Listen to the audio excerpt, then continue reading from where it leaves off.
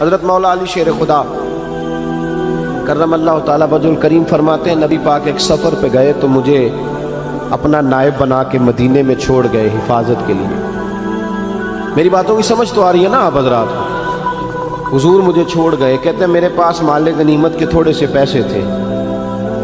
میں سونے کا ایک ہار لایا, ایک لاکٹ لایا اور سیدہ فاطمہ کو تحفہ دیا. پہلی دفعہ سونے کا ہار انہوں نے پہن لیا.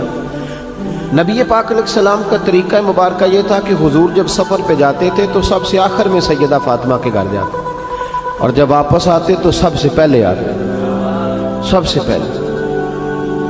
حضرت علی کہتے ہیں قاصد آیا, اس نے آ کے بتایا کہ کل نبی پاک واپس آ جائیں گے. سیدہ فاطمہ بڑے دنوں سے انتظار کر رہی تھی کہ حضور آئے نہیں, اتنے دن ہو گئے. جب جا کے بتایا نا کہ کل حضور آئیں گے تو کہتے ہیں سیدہ نے صبح سے صفائیاں شروع کر دی. کھانا پکایا اپنے محبوب کے لیے, حضور کے لیے بہترین کھانا بنایا اور بہت ساری تیاری کی. کہتے ہیں حضور آئے حسب روایت حسب عادت, وہی مبارک عادت جو محبوب کی ہمیشہ سے تھی. نبی پاک آئے, پہلا قدم سیدہ فاطمہ کے گھر میں رکھا, السلام علیکم کہا, اور سیدہ نے وعلیکم کہا تو حضور نے ان کا چہرہ دیکھا تو واپس چلے گئے. حضرت فاطمہ رونے لگ گئی. مولا علی شیر خدا کہتے ہیں میں گھر آیا تو بی بی صاحبہ زاروں قطار رو رہی. فاطمہ کیا ہوا؟ کالی پتہ نہیں, حضور سلام لیا واپس چلے گئے, ایسا کبھی ہوا ہی نہیں, پتہ تو کریں. شیر خدا کہتے ہیں میں مسجد میں گیا تو نبی پاک بھی ایک کونے میں بیٹھ کے رو رہے تھے. میں نے کہا یا رسول اللہ آپ یہاں رو رہے ہیں, فاطمہ وہاں رو رہی ہے, بات کیا ہے؟ تو نبی کریم علیہ السلام نے فرمایا وہ میری بیٹی ہو کے سونا پہنتی ہے. اگر فاطمہ بھی سونے سے پیار کرے گی تو امت کی غریب بیٹیاں کدھر جائیں گی؟ وہ بھی سونا پہننے لگ گئی ہے. وہ بھی اگر یہ کام کرے گی تو غریبوں کی بچیاں کس کے طریقے پہ چلیں گی؟ وہ بھی سونا پہنتی ہے. حضرت علی کہتے ہیں میں نے کہا یا رسول اللہ انہوں نے نہیں پہنا, وہ تو میں نے لا کے دیا ہے, انہوں نے خواہش نہیں کی. تو محبوب نے فرمایا اسے جا کے بتاؤ. حضرت فاطمہ الزہرا رضی اللہ تعالی عنہا کو جا کر کے بتایا گیا کہ محبوب پاک تو اس بات سے آپ سے ناراض ہیں. حضرت فاطمہ نے اسی وقت سونا اتارا, کہا علی جو مدینے میں سب سے غریب گھر ہے اسے دے آ جا کے. بھائی نبی پاک نے انہیں سادگی میں رہنا, پاکیزگی میں رہنا سکھایا, انہیں حسن سکھایا, انہیں عبادت سکھائی. نبی پاک علیہ السلام, یہ تو ساری دنیا بیان کرتی ہے کہ امام حسین نبی پاک کے کندھے پہ بیٹھ جاتے تھے سجدے کے عالم میں تو 72 تسبیحیں حضور پڑھتے تھے. پتہ ہے حضور سکھاتے کیا تھے؟ نبی پاک امام حسین کو سجدہ کرنا سکھا رہے تھے. حضور سجدہ کرنا سکھا رہے تھے, سجدہ کرنا. پورے کربلا میں, پورے کربلا کے واقعے میں کسی جگہ بھی امام حسن اور امام حسین نے کسی ایک مقام پہ بھی یزیدیوں سے کوئی مطالبہ نہیں کیا, کوئی بات نہیں منوائی, کہا جو تمہاری مرضی. ایک بات صرف کی, ایک گزارش, توجہ ہے میری بات پر, ایک بات صرف کی, ایک مطالبہ رکھا. جب 9 محرم کو عمر بن سعد نے, شمر نے, ان سب نے کہا نا کہ حسین یا اب بات ختم ہو گئی, یا بیعت کرو یا جنگ کرو, تو امام حسین نے فرمایا مجھے ایک رات کی مہلت دو. علی کے بیٹے مہلت مانگ سکتے ہیں؟ بولے نا یار, مہلت مانگتے تھے وہ, کیا ضرورت تھی؟ امام حسین نے فرمایا مجھے مہلت دے, ایک رات رہ گئی ہے, میں راج کے سجدے کرنا چاہتا ہوں. سجدوں کے لیے مہلت مانگی, سجدوں کے لیے. توجہ ہے میری بات پر؟ محفلیں لمبی, نمازیں چھوٹی. 24 گھنٹے آپ کسی کو بٹھا لیں باہر, وہ بیٹھا رہے گا, گپے لگائیں. نماز کا ٹائم ہوگا تو پتہ نہیں کیا ہو جاتا ہے, لوگوں دوڑ گئے, او ہو نماز پڑھنی پڑ جائے گی. ایسے لگتا ہے جیسے کوئی بہت مشکل مرحلہ آن پڑا. بھائی کربلا والوں کا تو پیغام ہی نماز ہے, ان کا تو طریقہ ہی نماز ہے. امام حسین نے کہا ایک رات کی مہلت, فقط اس لیے کہ میں کھل کے نمازیں پڑھ لوں. ساری رات بڑی باتیں تھی نا, بڑی باتیں. سیدہ زینب سے دکھ سکھ کر سکتے تھے ساری رات, امام زین العابدین کو بڑی باتیں بتا سکتے تھے, بڑا کچھ ہو سکتا تھا. لیکن امام زین العابدین کہتے ہیں ساری رات حسین ابن علی نے سر سجدے سے نہیں اٹھایا. چل تو اس طرح کر, امام حسین تو ساری زندگی ساری رات پڑھتے رہے نا, تو چل ایک رات کی عبادت کر ان کے نام پر, ایک رات ساری جاگ. نہیں نا تسی ہاں کی تھی, ایک رات کہی ہے میں نے, بڑا مشکل ہے ہمارے لیے. آپ یقین کریں مسلح اور پھر کسی نے ہمیں کان میں بتا دیا ہے کہ تسی نسبت آلے ہو, تسی بخشے ہو. اے کوئی پکی گل دس گیا ساری, اس میں کوئی شک نہیں کہ نسبت سے بخشے جائیں گے. لیکن امام حسین ڈائریکٹ نواسے ہیں نبی پاک کے.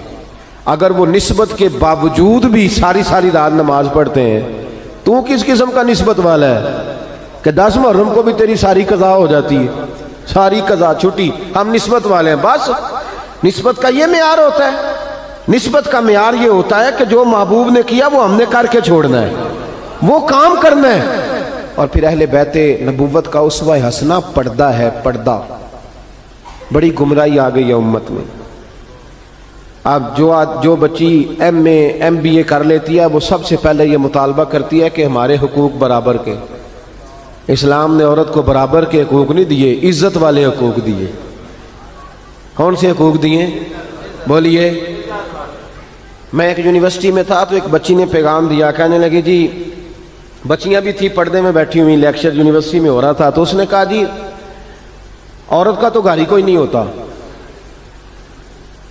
عورت کا تو گھر ہی کوئی نہیں, تو ہم کدھر جائیں؟ میں نے کہا چلیں ادیبانہ انداز میں یہ بات درست ہے لیکن حکیمانہ انداز میں درست نہیں.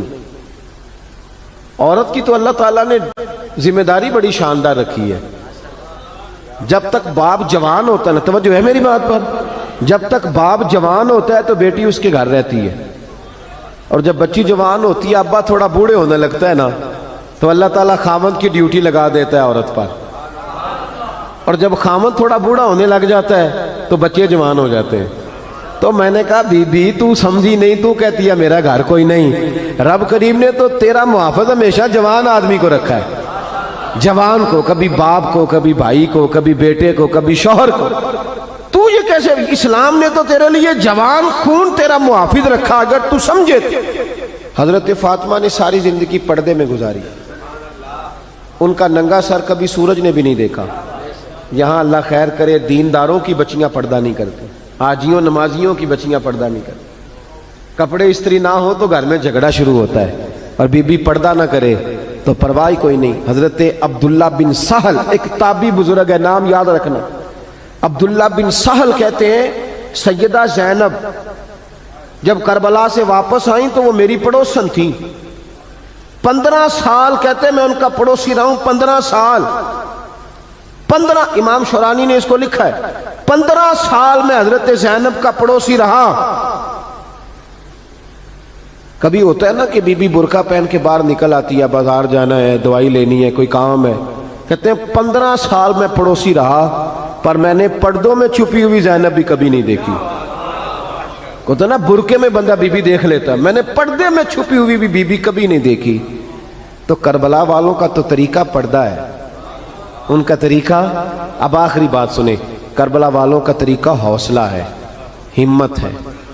ہمارے ہاں نا خودکشیاں عام, جھگڑا عام, لڑائی عام. اس کی وجہ یہ کہ حوصلہ کوئی نہیں. ذرا سی بات کوئی بندہ برداشت کرنے کو تیار. اہل بیت کا جو طریقہ ہے نا وہ حوصلہ ہے, وہ صبر ہے. وہ چلے محبت کی بات ہے کر دیتا ہوں. ایک بابا جی سے میں نے پوچھا, میں نے کہا جناب صحت کیسی ہے؟ کہ دکھا نہیں وڈیریاں کر چھڑیا. میں کہا کنی عمر تھوڑی؟ کہتا میں عمر تے ابھی 76 کو سال ہے. تو میں کہا دکھاں تو بغیر بھی ہوں تو سا وڈیریا ہی ہونا سی. بس کر دے, دکھوں کو بدنام کیا ہوا بلا وجہ. اب بس کریں, وڈیرے ہونا تھا کہ نہیں ہونا تھا؟ تو نہ دکھاں دا لا دیتا ہے. ہجوم غم میں بھی توہین نے ضبط غم نہ ہوئی, ہم تو اس احتیاط سے روئے کہ آنکھ نم نہ ہوئی. اللہ والے تو مطلب شکوہ کرنا ہر وقت شکوہ, حوصلہ ہی کوئی نہیں, سکون ہی کوئی نہیں, پریشانی بڑی ہے جی, آزمائش بڑی ہے. کبھی آپ نے کہیں سنا ہے کہ واقعہ کربلا کے بعد حضرت زینب معاذ اللہ نفسیاتی مریض ہو گئی تھی؟ امام زین العابدین, سیدہ سکینہ, حضرت صغرا وہ حوصلے میں رہے, متوانا رہے. امام زین العابدین نے اس کے بعد بھی کئی دفعہ پیروں میں بیڑیاں پہنی, کئی دفعہ. سادات کا خاندان چلا. یہ جو داتا علی اجویری نے آ کے آپ کو کلمہ پڑھایا یہ بھی سید زادے, سیدوں کا قافلہ رکا نہیں. یہ خواجہ اجمیری بھی سید زادے, غوث پاک جیلانی بھی سید زادے. یہ سادات کا سلسلہ چلتا رہا. بار بار آ کے امت کی قیادت کی ان لوگوں نے. جب دیکھیں نا یہاں کسی بندے کا کٹا ہوا ہاتھ پھینکا جائے نا, بلکہ انگلی پھینک دی جائے, تو لوگ ڈر کے بھاگ جائیں گے. کسی کا، اپنے کسی کا نہیں، کسی کا. کیونکہ انسان کا وجود کٹ جائے تو دہشت پیدا ہوتی، آپ ڈر کے بھاگ جائیں گے. امام حسین کا کٹا ہوا سر، توجہ ہے میری بات پر؟ ذرا غور کرنا، بندے کا سر کٹ جائے، ہم سنتے ہیں بات پر غور نہیں کرتے. دھاڑ ان کا پڑا تھا کربلا میں، کٹا ہوا سر، زلفیں، پگڑی، کٹا ہوا سر نیزے پہ. آگے آگے سر جا رہا ہے، پیچھے سیدہ زینب جا رہی، با پردہ یزید کے دربار میں پہنچی. بی بی صاحبہ پردے میں بیٹھ گئی. یزید کہنے لگا دیکھ لو، اللہ نے مجھے عزت دی اور میرے دشمنوں کا معاذ اللہ کیا حال ہوا. جب اس نے یہ کہا نا تو حضرت نعمان بن بشیر صحابی بیٹھے تھے، اور ساتھ کہتے ہیں میرے ایک نابینا صحابی بھی بیٹھے تھے. حضرت نعمان بن بشیر کہتے ہیں کہ جب اس نے یہ کہا نا کہ اللہ نے مجھے عزت دی اور نقل کفر نہ باشد، میرے دشمنوں کا یہ حال ہوا، تو کہتے ہیں سیدہ زینب وہاں سے اٹھ کے کھڑی ہو گئی.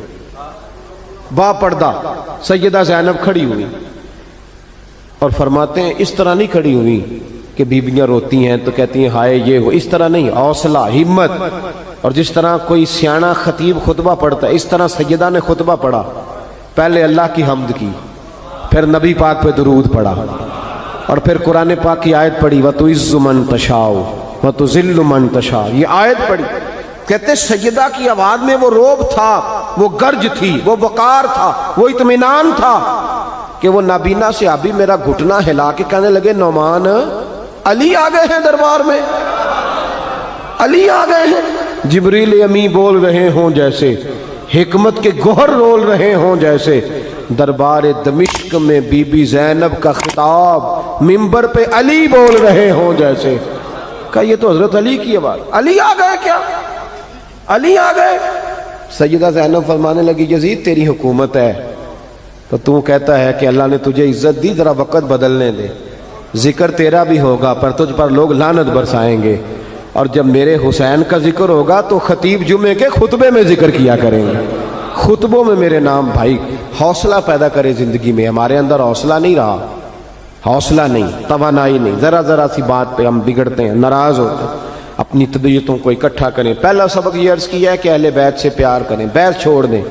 صحابہ سے پیار کریں اور بحث، نبی پاک کا میلاد منائیں اور بحث کرنی چھوڑ دیں. اور دوسری بات یہ کہ اہل بیت کا طریقہ فقر و فاقہ ہے، ان کا طریقہ سخاوت ہے، ان کا طریقہ پردہ ہے، ان کا طریقہ عبادت ہے، ان کا طریقہ حوصلہ ہے.